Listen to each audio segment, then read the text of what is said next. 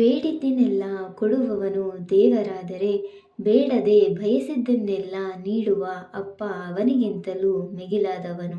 Hi hello ನಮಸ್ಕಾರ ಕರ್ನಾಟಕ, ನಾನು ನಿಮ್ಮ ಪ್ರೀತಿಯ ಶಿವಶರಣಾಡು ಶಿಕಾರಿಪುರದ ಹುಡುಗಿ. Welcome back to my mini blog.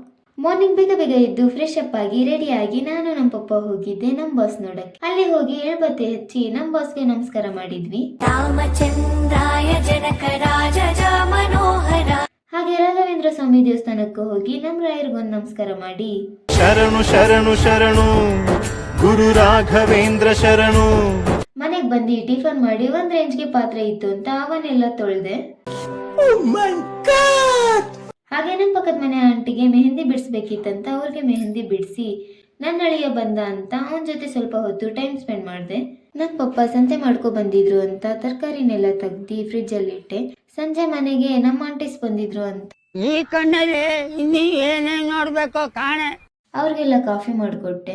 Next ನಮ್ಮ ಪಾಪ ಮಿರ್ಚಿ ತಂದಿದ್ರು ಅಂತ ಅದನ್ನ ತಿಂದು ಟಿಕೆಡಿ ನೋಡಿ ಊಟ ಮಾಡಿ ಬಿಗ್ ಬಾಸ್ ನೋಡಿ ಮಲಗಿದಾಯ್ತು. ಈ ವಿಡಿಯೋ ನಿಮಗೆ ಇಷ್ಟ ಆಗಿದ್ರೆ ಫಾಲೋ, ಲೈಕ್, ಶೇರ್, ಕಮೆಂಟ್ ಮಾಡೋದನ್ನ ಮರಿಬೇಡ್ರಿ. Thank you for watching.